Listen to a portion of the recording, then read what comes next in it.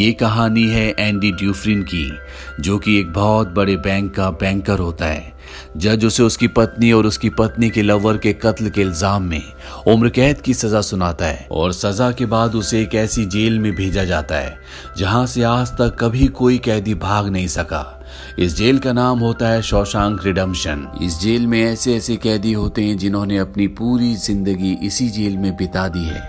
जब वो इस जेल में आए थे तो बाहर की जिंदगी अलग थी और अब बाहर की दुनिया पूरी तरह से बदल चुकी है। साथ ही यहाँ पर कायदे और कानून बहुत सख्त होते हैं। अगर कोई गलती करता है या जेल से भागने की कोशिश करता है तो उसे मार मार के अधमरा कर दिया जाता है। एंडी बहुत दिनों तक किसी से कोई बात नहीं करता। एक दिन वो यहाँ पर एक कैदी से मिलता है जिसका नाम होता है रेड। रेड इस जेल में बाहर से किसी भी तरह की चीज को मुहैया करवा सकता है। उसे इस जेल में पूरे 20 साल हो चुके हैं। एंडी रेड से कहता है कि उसे एक हथौड़ी और एक एक्ट्रेस का बहुत बड़ा पोस्टर चाहिए। रेड एंडी से पूछता है, क्या तुम उस हथौड़ी से जेल में सुरंग बनाना चाहते हो?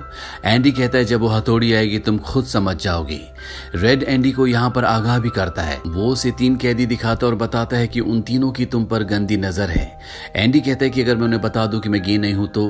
रेड कहता है, इससे उन्हें कोई फर्क नहीं पड़ता। एंडी के कहने पर रेड उसके लिए हथौड़ी मंगवा देता है और जब वो हथौड़ी देखता है तो मन ही मन सोचता है इस हथौड़ी से जेल में सुरंग बनाने में 600 साल लग जाएंगे। दरअसल एंडी को पत्थर तराशने का शौक होता है और इसीलिए उसने ये हथौड़ी मंगवाई होती है। एंडी तक इस हथौड़ी को पहुंचा दिया जाता है। अब कुछ दिनों बाद वो 3 लोग जिनकी नजर एंडी पर गंदी होती है वो उसे मौका देखकर पकड़ लेते हैं और उसका शारीरिक रूप से शोषण करते हैं। ये सिलसिला अगले 2 साल तक इसी तरह से चलता रहता है। एंडी ने कभी इसकी किसी से कोई शिकायत नहीं की। उसके शरीर पर हमेशा चोटों के निशान रहते और चेहरे पर एक अजीब सी खामोशी। एक दिन छत की मरम्मत करने के लिए कुछ कैदियों को चुना जाता है। इसमें रेड और एंडी भी होते हैं। यहाँ पर इनका जो इंचार्ज होता है जिसका नाम हेडली है। हेडली थोड़ा परेशान होता है और अपने साथियों को बताता है कि मेरे भाई ने मेरे नाम $30,000 किए, लेकिन इसका कोई फायदा नहीं है क्योंकि सारा का सारा पैसा सरकार को टैक्स के रूप में चला जाएगा। एंडी और उसके साथी भी ये बात सुन रहे होते हैं। एंडी हेडली के पास जाता है और उससे पूछता है, क्या तुम अपनी बीवी पर विश्वास करते हो? ये बात सुनते ही हेडली को गुस्सा आ जाता है और वो उसे पकड़कर छत के किनारे पर ले जाता है, लेकिन इससे पहले कि वो उसे नीचे फेंकता एंडी उसे बताता है कि गवर्नमेंट का एक रूल है जिसके हिसाब से कोई भी इंसान अपनी पत्नी को पूरे जीवन काल में $60,000 तक गिफ्ट कर सकता है और इस पैसे पर किसी तरह का कोई टैक्स नहीं लगता। इस काम के लिए तुम्हें वकील की जरूरत होगी। ये काम मैं तुम्हारे लिए फ्री में कर दूंगा। बदले में तुम मेरे सभी साथियों को 3-3 बियर्स पिला देना। और अगले दिन हम देखते हैं कि एंडी के सभी साथी छत पर बियर का मजा ले रहे होते हैं, यानी कि एंडी ने हेडली का काम कर दिया है। अब कुछ दिनों बाद यहाँ जेल में सभी कैदियों को फिल्म दिखाई जाती है। एंडी उस कमरे से बाहर चला जाता है, पर जब वो बाहर जाता है तो उसे वो 3 लोग जो बार बार उसका शारीरिक शोषण करते हैं वो उसे पकड़ लेते हैं। वो उसे उस कमरे में ले जाते हैं जहाँ से फिल्म चलाई जा रही होती है। वो एक बार फिर से उसके साथ जबरदस्ती करना चाहते हैं, पर एंडी उन तीनों में से उनका जो हेड होता है उस पर वार कर देता है, जिस वजह से वो एंडी को बहुत बुरी तरह से मारते हैं। एंडी को इतना जख्मी कर दिया जाता है कि वो 1 महीने के लिए हॉस्पिटलाइज हो जाता है और साथ ही उसे जिसने एंडी को मारा होता है उसे 1 हफ्ते के लिए काल कोठरी में डाल दिया जाता है। 1 हफ्ते बाद जब वो वापस अपने सेल में जाता है तो वहां पर वही ऑफिसर होता है जिसका एंडी ने $30,000 का टैक्स बचाया था। वो ऑफिसर उस आदमी को इतनी बुरी तरह से मारता है कि वो हमेशा के लिए अपंग हो जाता है। अब कुछ दिनों के बाद इस जेल का जो वार्डन होता है वो एंडी के सेल में आता है और उसके सेल की तलाशी करवाता है। दरअसल तलाशी एक बहाना होता है। उसके ऑफिसर ने उसे बताया होता है कि किस तरह से एंडी ने उसके $30,000 का टैक्स बचाया, इसीलिए वो एंडी से मिलना चाहता है। एंडी के हाथ में बाइबल होती है जिसे वो ले लेता है। उसे भी बाइबल पर बहुत विश्वास है। एंडी के सेल के अंदर बहुत सारे एक्टर्स के फोटोज होते हैं और साथ ही एक एक्ट्रेस का बहुत बड़ा पोस्टर भी। वार्डन कहता है, वैसे तो मैं अलाउ नहीं करता, पर कभी कभी इसे नजरअंदाज किया जा सकता है। दरअसल सबसे हैरानी की बात यह होती है कि वार्डन को वो हथौड़ी नहीं मिलती जो एंडी ने रेड से मंगवाई थी। वार्डन यहाँ से निकल जाता है, पर कुछ ही पल बाद वो लौट कर आता है और उसके हाथ में जो एंडी की बाइबल होती है वो उसे लौटाते हुए कहता है कि मुक्ति इसी में है। वार्डन एंडी से इंप्रेस होता है, इसीलिए वो उसे अपने ऑफिस में बुलाता है और उसे असिस्टेंट लाइब्रेरियन बना देता है। लाइब्रेरी में एक बूढ़ा आदमी होता है जो कई सालों से लाइब्रेरी को संभाल रहा है और एंडी को उसके अंडर काम करना है। साथ ही एंडी यहाँ पर दूसरे ऑफिसर्स की ITR भरना भी शुरू कर देता है। जैसे जैसे साल बीतते हैं एंडी के पास काम बढ़ता ही चला जाता है। उसे एक असिस्टेंट की जरूरत पड़ती है और वो अपना असिस्टेंट अपने सबसे अच्छे दोस्त को, जिसका नाम रेड है, उसे बनाता है। धीरे धीरे इसी तरह से वक्त बीतता चला जाता है और एक दिन लाइब्रेरियन जिसके अंडर एंडी काम करता है वो एक आदमी की गर्दन पर चाकू लगा देता है। दरअसल सरकार ने उसकी सजा माफ कर दी है पर वो इस जेल को छोड़कर नहीं जाना चाहता। आज उसे इस जेल में पूरे 50 साल हो चुके हैं। ये जेल की दुनिया ही उसकी असली दुनिया है और उसे लगता है कि अगर उसने किसी का खून कर दिया तो उसकी सजा बढ़ जाएगी और उसे इसी जेल में रखा जाएगा। पर एंडी और रेड के समझाने पर बूढ़ा लाइब्रेरियन ब्रूक्स उस आदमी को जिसकी गर्दन पर उसने चाकू लगाया होता है उसे छोड़ देता है। जेल से छूटने के बाद लाइब्रेरियन ब्रूक्स को सच में बहुत अजीब लगता है। 50 सालों में बाहर की दुनिया की रफ्तार बहुत बढ़ गई होती है। जहां सड़क पर पहले एक गाड़ी दिखती थी अब सड़कों पर गाड़ियों की भीड़ है और इस भीड़ भाड़ की तेज रफ्तार वाली जिंदगी में ब्रूक सरवाइव नहीं कर पाता और वो अपनी जान दे देता है। वहीं जेल में दिखाया जाता है जहां पर वार्डन एक नया प्रोग्राम शुरू करता है। इस प्रोग्राम का नाम होता है इन आउट। इस प्रोग्राम में जेल के कैदियों को बाहर ले जाकर काम करवाया जाएगा ताकि उन्हें पता चल सके कि मेहनत से पैसे कैसे कमाए जाते हैं। पर इस प्रोग्राम के जरिए वार्डन को बहुत सारे कॉन्ट्रैक्ट मिल जाते हैं क्योंकि जेल के कैदियों की लेबर बहुत सस्ती होती है। वार्डन बहुत सारे पैसे बना लेता है पर उसका ये पैसा ब्लैक का होता है। एंडी उसकी इसमें मदद करता है। वो उसका पार्टनर एक ऐसे आदमी को बनाता है जो इस दुनिया में है ही नहीं, यानी कि वो रैंडल स्टीवंस के नाम के नकली डॉक्यूमेंट्स बनाते हैं और उसके अकाउंट में सारा पैसा ट्रांसफर कर देते हैं ताकि अगर कल को पुलिस को पता भी चल जाए तो पुलिस एक ऐसे आदमी को ढूंढ रही होगी जो इस दुनिया में कभी पैदा ही नहीं हुआ। अब यहाँ जेल में एक नया कैदी आता है जिसका नाम टॉमी होता है। टॉमी बहुत यंग होता है। वो आज तक कई जेलों में जा चुका है पर जब उसे पता चलता है कि एंडी ने आज तक कई लोगों की मदद की है तो वो उसके पास जाता है और उसे कहता है कि वो अपनी हाई स्कूल की पढ़ाई पूरी करना चाहता है ताकि जेल से निकलने के बाद वो अपनी बीवी और अपने बच्चे के साथ एक अच्छी जिंदगी जी सके। एंडी इसमें उसकी मदद करता है। एक दिन टॉमी रेड के पास जाता है। उससे पूछता है कि एंडी बहुत इंटेलिजेंट है, वो इस जेल में क्या कर रहा है। रेड उसे बताता है कि उसने अपनी पत्नी और अपनी पत्नी के लवर का कत्ल किया था। वो एक बहुत बड़ा बैंकर था। ये सुनकर टॉमी पूरी तरह से शांत हो जाता है और अगले पल टॉमी के सामने एंडी और रेड होते हैं। टॉमी उन दोनों को बताता है कि एक बार वो एक जेल में गया था जहां पर उसे कैदी मिला था। उस कैदी ने बताया कि एक रात को एक घर में चोरी करने गया। उस घर का ओनर जाग गया और उसने ओनर को और उसकी पत्नी को गोली मार दी। बाद में उसे पता चला कि वो दोनों पति पत्नी नहीं थे बल्कि लवर थे। वो औरत एक बहुत बड़े बैंकर की पत्नी थी और उस बैंकर को उसकी पत्नी और उसकी पत्नी के लवर के कत्ल के इल्जाम में गिरफ्तार कर लिया गया। यहाँ हमें पता चलता है कि एंडी बेगुनाह था। ये सब जानने के बाद एंडी वार्डन के पास जाता है पर वार्डन जानबूझकर उसकी बातों पर विश्वास नहीं करता क्योंकि एंडी वो इंसान है जो उसके काले पैसों को व्हाइट में बदलता है। वो उसके सारे राज जानता है।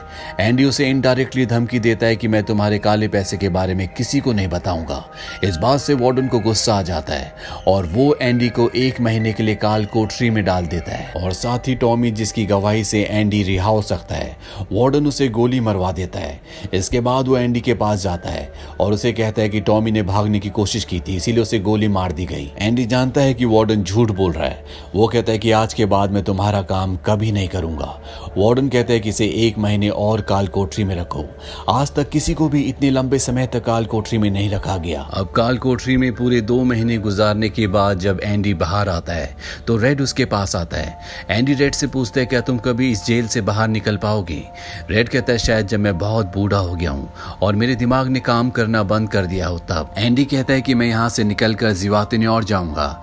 ये मैक्सिको में समंदर किनारे एक बहुत खूबसूरत जगह है। कहा जाता है कि इंसान अपने आप को यहाँ पर खो देता है। मैं वहाँ पर अपना रेस्टोरेंट खोलूंगा, समंदर किनारे अपनी नाव को रिपेयर करूंगा और दोस्तों के साथ गहरे समंदर में मछली मारने के लिए निकल पड़ूंगा। रेडी सुनकर परेशान हो जाता है। वो कहता है कि उम्मीद बहुत खतरनाक चीज होती है, ये इंसान को पागल तक कर देती है। तुम्हें सच्चाई की दुनिया में वापस लौटना होगा। मैक्सिको यहाँ से बहुत दूर है। एंडी कहता है कि तुम सच कहते हो। अब मेरे पास सिर्फ 2 ही रास्ते हैं, या तो मैं घुट घुट कर जीऊं या मर जाऊं। जाने से पहले एंडी रेड से कहता है कि तुम वादा करो कि तुम मेरा एक काम करोगे? रेड कहता है कि हाँ मैं जरूर करूंगा। एंडी कहता है कि बस्टन के पास एक बहुत बड़ा मैदान है, उस मैदान में एक बहुत बड़ा पेड़ है, उस पेड़ के पास एक पत्थर की दीवार है, उस पत्थर की दीवार पर एक काले रंग का पत्थर है, उस पत्थर के नीचे कुछ गड़ा है। वादा करो जब भी तुम जेल से बाहर निकलोगे तुम वहां पर जरूर जाओगे। रेड पूछता है उस पत्थर के नीचे क्या है? एंडी कहता है इसके लिए तुम्हें वहां पर जाना होगा। ये कहकर एंडी यहाँ से सीधा वार्डन का काम करने जाता है। वो वार्डन का काम खत्म करके उसके सारे डॉक्यूमेंट्स एक खास तिजोरी में रखता है। डॉक्यूमेंट्स रखने के बाद एंडी को वार्डन अपने कपड़े देता है।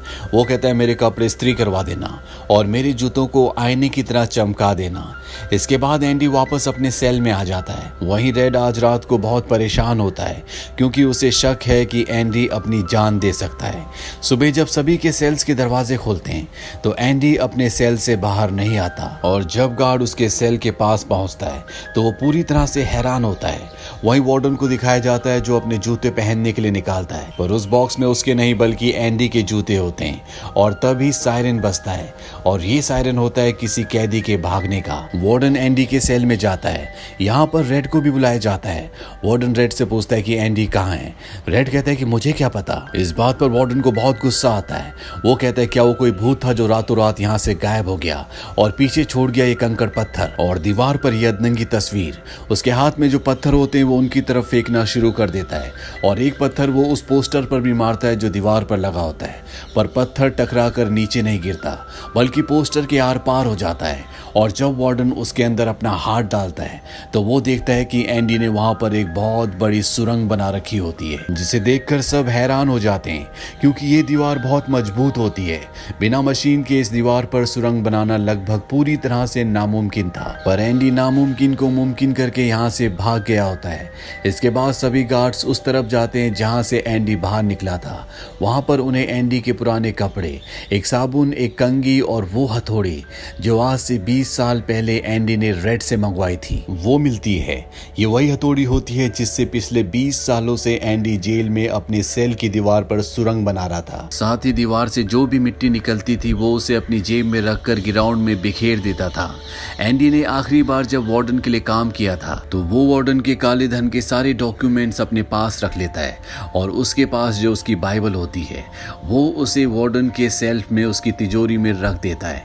वार्डन को इस बात का पता नहीं चलता।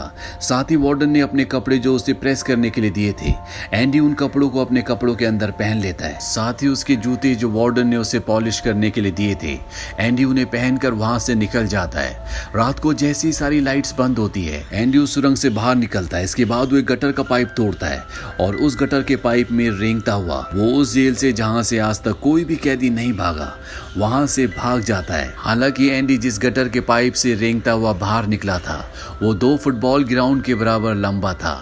अगली सुबह एंडी उस बैंक में जाता है जहां पर वार्डन का सारा काला धन होता है। ये धन एक ऐसे आदमी के नाम पर होता है जो इस दुनिया में है ही नहीं। दरअसल एंडी जेल से उस आदमी के सिग्नेचर करता था। साथ ही एंडी के पास उस आदमी के नाम के सारे डॉक्यूमेंट्स भी होते हैं, इसीलिए एंडी बैंक्स में जाकर सारे पैसे निकाल लेता है और ये पैसे होते हैं 2.95 मिलियंस। यानी कि एंडी न सिर्फ आजाद हो गया है बल्कि वो बहुत अमीर भी है।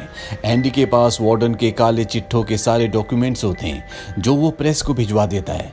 अगली सुबह ये खबर अखबार में छप जाती है और जब वार्डन तिजोरी खोलकर देखता है तो उसमें उसके डॉक्यूमेंट्स नहीं बल्कि बाइबल होती है। बाइबल के पहले पेज पर एंडी ने लिखा होता है कि तुमने सही कहा था, मुक्ति इसी में है। और जब वार्डन पेज पलटता है तो वो देखता है कि वहां पर हथौड़ी का एक निशान होता है। दरअसल एंडी ने पेज को हथौड़ी की शेप में काट कर एक सांचा बनाया होता है जिसके अंदर वो अपनी हथौड़ी छुपाया करता था। और आज से 20 साल पहले जब वार्डन पहली बार एंडी की सेल में गया था और उसने एंडी की बाइबल उसके हाथ से लेकर वापस उसे लौटाई थी, उस वक्त भी वो हथौड़ी इसी बाइबल के अंदर थी। अब वार्डन का पूरा चिट्ठा खुल चुका है।